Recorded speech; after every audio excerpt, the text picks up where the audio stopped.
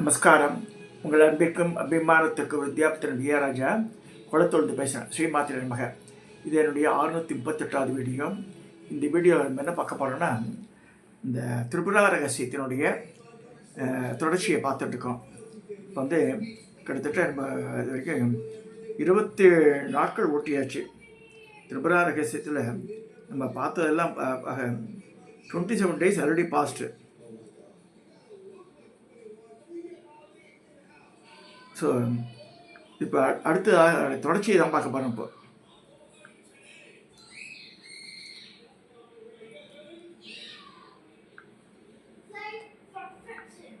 தொடர்ச்சியில் வந்து இப்போ இன்னைக்கு பார்க்கக்கூடிய கதை என்ன, 28 நாள் பார்த்தாச்சு. 29வது நாள் இன்றைக்கி திரிபுரா ரகசியம் பார்க்க போகிறோம். இப்போ வந்து ஹயக்ரீவருக்கும் அகஸ்தியருக்கும் உள்ள சம்பாஷணை. இந்த சம்பாஷணையில் தான் தத்தாத்திரேயர் பரதுராமர் எல்லாம் முன்னாடி பார்த்தான்ப. ஸோ இந்த ஹயக்ரீவர் அகஸ்திய சம்பாஷணையில் என்ன நடக்கிறது, யுத்தத்தை பற்றி இதுவரை கேட்டுக்கொண்டிருந்த அகஸ்தியர் ஹயக்ரீவரே, யுத்த சரித்திரம் அற்புதமாய் உள்ளது. கணேசன் கஜாசுரன் போரிட்ட வித்தாந்தத்தை சொல்ல வேணும்னு கேட்குறாரு. ஹயக்ரீவர் மேற்கொண்டு சொல்லலானார். கஜாசுரன் தன்னை போன்றே பற்பல அரக்கர்களை உண்டாக்கி போரிட வைத்தான். இதை கண்ட கணேசரும் தன்னை போலவே கோடிக்கணக்கான கணேசர்களை உண்டு பண்ணினார். ஒவ்வொரு கணேசரும் ஒவ்வொரு கஜாசுரனை போரிட்டனர். சூலத்தால் குத்தியும், சக்கரத்தால் அறுத்தும், கதையால் பிளந்தும், தந்தத்தால் கிழித்தும், மார்பில் மோதியும், காலால் மிதித்தும் கணேசர்கள் அத்தனை கஜாசுரனை வீழ்த்தினர். இதையடுத்து கணேசன் கஜாசுரன் தத்தம் சுய உரிவில் போரிட்டனர். கஜாசுரன் ஆயிரத்தி 1000 முகங்கள் 2000 கைகளும் மிக உயரமாக தோன்றினான். ஆயிரக்கணக்கான அஸ்திரங்களை விட்டான். அவற்றை கணேசர் அழித்தார். அவன் மாயலையிலே கண்ட அந்த கணேசர் அவன் கையில் இருந்த ஆயுதங்களை அழித்தார். அடுத்து இருவரும் கதையால் தாக்கி கொண்டனர். கணேசர் கதையால் அடிக்க கஜாசுரன் கதையை உடைந்தது. உடனே அவன் கைமுஷ்டியால் கணேசரை தாக்க பாய்ந்தான். கணேசர் தன் கதை, சக்கரம், சூலம், கத்தியை அவருக்கு பேதறிய அவனுக்கு ஒரு காயம் ஏற்படவில்லை. ஏன் அப்படின்னு அவர் நினைக்கிறார். அந்த நேரத்தில் அவன் கணேசரை ஓங்கி குத்துறான். 20 ஆயுதமின்றி கட்டி பிறண்டு சண்டை போட்டனர். கணேசர் கஜாசுரனை தன் கைகளால் கட்டிப்பிடித்து தரையை தள்ளி காலால் மிதித்த தந்தத்தால் அவன் மார்பை கிழித்தார். கஜாசுரன் மடிந்தான். அடுத்து கணேசர் பண்டாசுரனை போரிட விரைந்தார். கணேசர் பொதுமைத்த பண்டாசுரன் தேவி ஸ்ரீ லலிதாவோடு, தாயே, ஏன் இந்த சரீரம் உன்னால் மட்டுமே யுத்தத்தில் கொல்லப்பட வேண்டும்? நான் உன் திருவிழை சரண் இருக்கிறேன் சொல்ல வேண்டுகிறான். அதை நிறைவேற்றுகிறான். உடனே தேவி லலிதா கணேசரை பற்றி சிந்திக்கவும், கணேச தேவியிடம், தாயே, எதற்காக அதை பற்றி எண்ணீர்கள் கேட்கிறார்.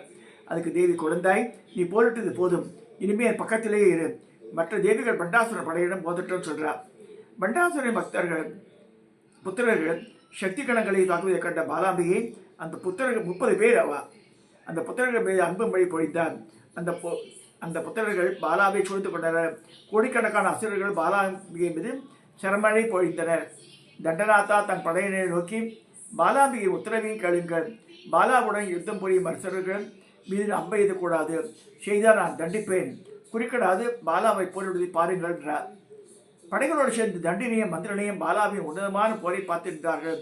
இதை அறிந்த பாலாம்பிக்கு சந்தோஷம் உண்டாயிற்று. தனியாக எண்ணற்ற அசுரர்களை கொன்றார். வானிலிருந்து தேவர்களும் சித்தர்களும் பாலா செய்யும் யுத்தத்தை பார்த்து அதிசயித்தனர்.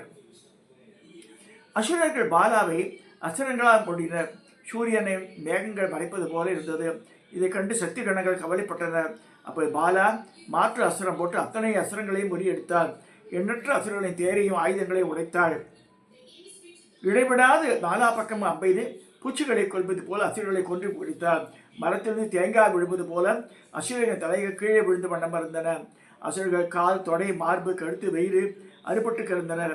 மேனி முழுவ அம்பு பட்டதால் 1000 கண் கொண்ட இந்திரன் போலும் சில அசுரர்கள் காட்சியளித்தனர். சிறிது நேரத்துக்குள்ளே பாலா எண்ணற்ற அசுரர்களை கொன்று குவித்தார். பாலாவின் வீரத்தை கண்டு சக்தி படைகளும் வானத்து தேவரும் அதிசயப்பட்டனர். இந்த சிறு பண்ணே இல்லை, மரண தேவதையே வழி வந்திருக்கிறார். மொத்த படையும் அரோகரான்னு சொல்லிட்டு ஓடுறான். இதையெல்லாம் பார்த்த பண்டாசுரிய மகன்கள் அங்கு சிங்கங்கள் இழுக்கப்பட்ட தேரடி வந்து சென்றனர். பாலாவை சூழ்ந்து சரமழை போய்ந்தனர். அவர்கள் ஒவ்வொருவருமே வீரத்தில் விஷ்ணுவுக்கு சமானம் என்றாலும் அவளை பாலா கடுமையாக தாக்கினார். இதையெல்லாம் பார்த்து கொண்ட மந்திரணி தேவி தண்டினி மற்றும் உள்ள அதிசயத்தை தேவி லலிதாவிடம், தேவி பண்டனையோ அவன் சகோதரர்களையோ மகன்களையோ யாருமே பாலா விட்டு வைக்க மாட்டா போல இருக்கின்றார். பாலா பண்டரின் புத்திரர்கள் தேர்கொடி கொடை எல்லாவற்றையும் உடைத்தார். அவர்கள் ஆயுதங்களை உடைத்தார். ஆயுதமின்றி இந்த அசுரர்கள் திகைத்தனர். இது கண்டு பெரும்படையில் அங்கே விஷக்கரனும் வந்து சேர்ந்தனர். நாங்கள் வந்து விட்டோம், கவலை வேண்டாம் என்றனர். இதை கண்ட பாலா அவர்கள் மீது அஸ்திரங்களை பிரயோகித்தார். கதையும் கத்தியுமாய் பாய்ந்து வந்த இருவரின் தேர்களையும் யானைகளையும் வடித்தார்.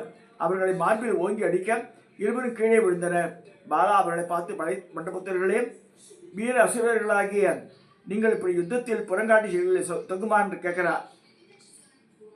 இந்த வார்த்தைகளை கேட்டு அவர்களுக்கு ரோஷமும் கோபமும் வந்து மறுபடியும் போருக்கு வந்தனர். பாலாம்பிகை பார்த்து, மூடப்பெண்ணே, நாங்கள் மரண தேவதைகள் போன்றவர்கள், பெண்ணாயிற்று என்று இறக்கம் காட்டினோம்.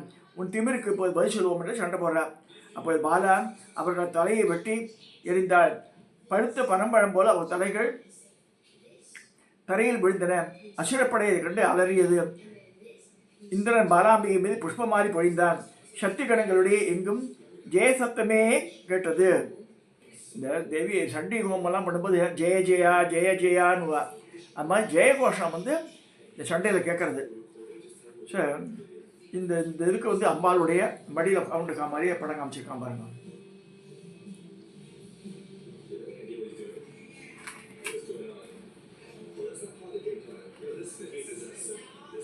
மந்திரனையும் தண்டினையும் பாலையிடம் தேவி லலிதாவுடன் சென்று விஷயத்தை சொல்லுவோம்.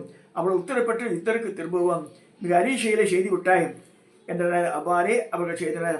தேவி லலிதா மகிழ்ந்து பாலையை கட்டி அணைத்துக் கொண்டு தன் பக்கத்தில் ஆசனம் அளித்தார்.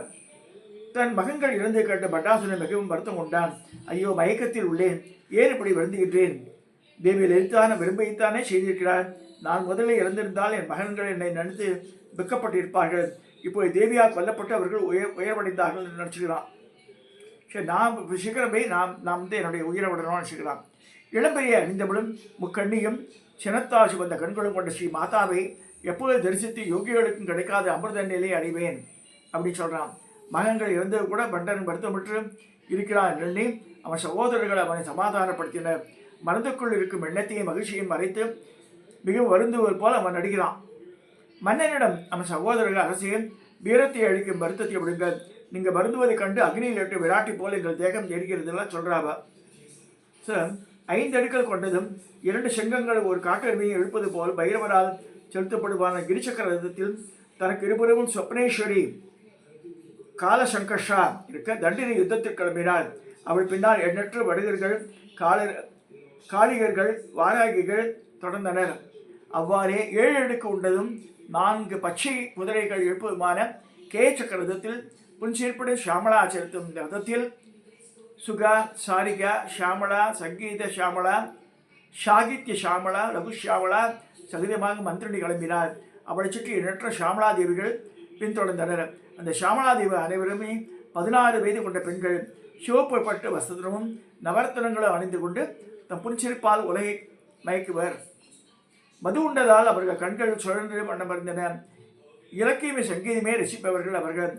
2 கடல்கள் கலப்பது போல் சக்தி சேரிகளும் அசுரப்படைகளும் கலந்தன. பெரிய சண்டை நடக்கிறது. கோபம் மற்றும் விஷுக்கரன் சர்மரை பொழிந்தான். சுகஷியாமலாவும் மற்ற சக்திகளும் விஷுக்கரை மகனான ஜீமுதகாயன், தேவாரி, கரம்பன், சிஷிபாஷணன் எதிர்த்தார்கள். சுகஷியாமலா ஜீமுத காயனிடம் போயிட்டார். 1/2 நிமிஷத்தில் அவன் தேரை உடைத்தார். அவன் தலையை சீவி எறிந்தார். ஷாரிகா தேவாரியை எதிர்த்தாள். தன் கதையால் அவன் தலையை உடைத்து கொன்றாள். சங்கீத ஷியாமலா கரம்பரனும் பொருட்டு அவன் தலையை வெட்டினாள். சாகித்ய ஷியாமலா சிஷிபாஷன் மார்பை சூலத்தால் கிழித்து கொன்றார்.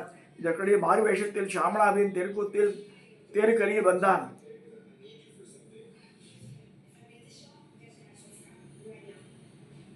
அதை கண்ட லகுஷியாமலா அவன் தலையை வாளால் தட்டி அவன் கிரீடத்தை துடைத்தாள். சிறந்து விஷுக்கரன் கதையிடம் பாய்ந்தான். லகுஷியாமலா அம்பால் அவன் கதையை உடைத்தாள். அவன் தலையை அடித்தாள். விஷுக்கரன் தன் கை முஷியால் லகுஷியாமலாவை தாக்கினான். மந்திரணி விஷுக்கரன் மீது அம்புகளை பொழிந்தாள். அவன் பதிலுக்கு அம்பு மழை பொழிந்தான். மந்திரணி அதை உடைத்திருந்தாள். விஷுக்கரன் வெள்ளை உடைத்தாள். அவன் தலையை அம்பால் தாக்க அவன் மயக்கமுற்றான். மந்திரணி விஷுக்கரன் தேர் சாரதி குடைகளை அழித்தாள். மறுபடியும் எழுந்து அந்த தேரின் சக்கரத்தை எடுத்துக்கொண்டு விஷுக்கரன் மந்திரணி மீது பாய்ந்தான். அதை கண்ட மந்திரணி தேவி அவன் தோளில் அம்பு அழிக்க அவன் தேசக்கரம் கீழே விழுந்தது. விஷக்கரம் மறுபடியும் தேருக்குள் குதித்து மந்திரனி வில்லை உடைக்க முற்பட்டான். மந்திரனி அவன் தலையை கூறிய வாளா வெட்டி எறிந்தார். விஷுக்கர பிராணகரண வாராகி வீர் இருந்துதான் சொல்லிட்டு இதில் இருக்குது லலிதா சஹஸ்ரநாமத்தில். ஆனால் வந்து இங்கே சொல்லலாம் மந்திரனியை தான் வில்லையை வெட்டி எறிஞ்சான் இருக்கு. இது கண்டு அசுரப்படைகள் அல்லறி ஓடின. சக்தி கணங்கள் வெற்றி ஆரவாரம் செய்தன. இங்கே தான் ஒரு டிஸ்பியூட் இருக்கு.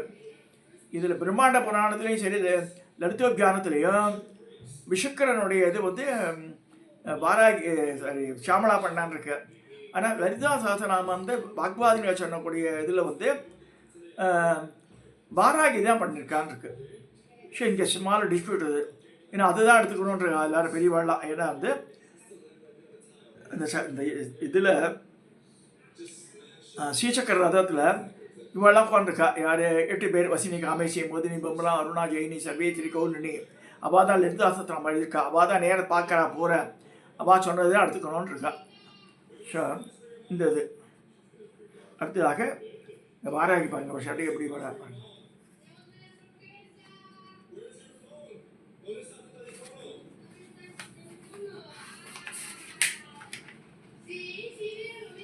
வாராகி விஷங்கரன் போரிட்டான்.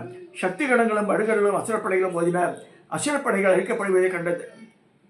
விஷங்கரின் புதல்வர்கள் கராளபக்தரன், விஷிகன், விபண்டன், விக்கடேஷனன், இந்திரசத்ரு, சுராராதி, மகாகுஷி, மதோதாதா ஆகிய 8 பேர் யுத்தத்தில் சேர்ந்து சக்தி கணங்களை தாக்கினர்.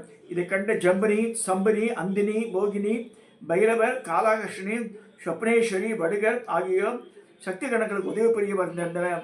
ஜம்பனி கராளபக்தருடன் போர் புரிந்தார். அவன் ஜம்பனியின் வாகனமான பந்தியை கொன்றதுடன் ஆத்திரமடைந்த ஜம்பனி அவன் தலையை வெட்டி எறிந்தார். சம்பனி விஷிகருடன் போரிட்டார். அவன் ஏறி வந்த ஒட்டகத்தை கொன்று அவன் வில்லையை கிரீடத்தையும் உடைத்தார். அவன் சூலத்தை விட்டு எறிந்தான். சம்பனி அதை ஈட்டியால் உடைத்து அவன் கழுத்தையை வாளால் வெட்டினாள். அந்தினி விபண்டனுடன் போர் புரிந்தார். அவன் ஏறி வந்த கழுதையை அழித்தார். விபண்டன் அந்தினி ஏறி வந்த காட்டெருமையை அடிக்கப் போக அது அவனை முட்டி தூக்கி எறிந்தது. அவன் ஏறி வந்த கழுதையை ஒன்றுவிட்டது. சிறந்து விபண்டன் காட்டெருமையை உதைத்தான். கோபம் வந்த அந்தினி அம்பால் அவன் தலையை துண்டித்தாள். கருடன் மீது அமர்ந்த மோகினி விகடேஷனன் கூட போர் புரிந்தார். அவன் ஏறி வந்த பருந்தும் கருடனும் போரிட்டன. கருடன் பருந்தை கொன்றது. மோகினி விகடேஷனை கருத்தை சக்கரத்தால் அறுத்து கொன்றாள். பைரவர் இந்திரசத்ருவுடன் யுத்தம் புரிந்தார். அவன் ஒரு கொடிய பாம்பின் மீது ஏறினான். கதையுடன் பாய்ந்த இந்திரசத்ருவை பைரவர் சூலாயத்தால் குத்தி கொன்றார். காலாகர்ஷினி காகத்தின் மேலம் வந்த சுரராதியுடன் போர் புரிந்தார். அங்குசத்தால் அவன் தலையை பிளந்தார். சொப்னேஸ்வரி ஓனாய் மீது வந்த மகாகுஷியிடம் போர் புரிந்து கத்தியால் அவன் வயிறை கிழித்து கொன்றார். வடுக பைரவர் மகோதத்தாவுடன் போர் புரிந்தார். அவன் தலையை கம்பால் அடித்து கொன்றார். தன் புதல்வர்கள் மாண்டது போக 20 லட்சம் சேரகி அசுரப்படையில் விஷங்கன் சக்திகளை சூழ்ந்தான். உடனே ஜம்பனியும் மற்ற சக்திகளும் அவன் படையை எதிர்த்து கொண்டு தாக்கினர். கோபம் கொண்ட விஷங்கனை தண்டினி தேவி ரதத்தின் மீது ஏறினாள். தண்டினிக்கு விஷங்கனுக்கும் கடும்போர் நடந்தது. விஷங்கன் மாய சக்தியால் இருளை உண்டாக்கி புழுதி, பாறைகள், நெருப்பு, ரத்தம் மண்டையோடு எல்லாம் உண்டாக்குறான். அவன் மாயாஜாலத்தை தண்டினை அன்பிட்டு அழித்தாள். அவன் உடனே ஒரு மாயாசுரனை உண்டாக்கினான். அந்த மாயாசுரன் கிரிசக்கரத்தை தூக்கி தண்டநாதாவின் சக்கரத்தை தொட்டான். தண்டநாத கேசத்தை தொட்டான். இதை கண்டு சக்தி கணங்கள் அலறினார்கள். தண்டினியின் தேர் சாரதியான பைரவர் தண்டினன் தேவி அசுரனோடு அஞ்சுவது போல் நடித்தது போதும், நமது படைகள் பயப்படுகிறார்கள். அசுரன் மாயாசக்தி அழித்துவிடு, இரவாக போகிறது சொல்ல அவனை இரவில் கொள்வது கடினம் என்று யோசித்து தண்டினி தேவி அஸ்திரத்தை பிரயோகித்து அசுரன் மாயாஜாலத்தை அழித்தார். விஷங்கன் கதையோடு வாய்ந்து வர விருத்தாசுரன் தலையை இந்திரன் வஜ்ராயத்தில் வெட்டியது போல தண்டினி அசுரன் தலையை வாளால் வெட்டினார். விஷங்கன் மாண்டான். தேவர்கள் பூமாறி பொழிந்தனர். ஸோ இந்த 75வது அத்தியாயம் இதோடு முடிகிறது. ஸோ விஷங்கன் மாண்டது கழிவிட்ட பண்டாசுரன் மிகவும் வருந்தினான். இன்னைக்கு இந்த 29வது நாள் நான் கதையை நானும் இதோட நான் நிறைவு செய்கிறேன். சப்ஸ்கிரைப் பண்ணுங்க, ஷேர் பண்ணுங்க, லைக் பண்ணுங்க, இதை ஷேர் பண்ணுங்க, சிரவணம் பண்ணுங்கன்னு சொல்லி முடிக்கிறேன்.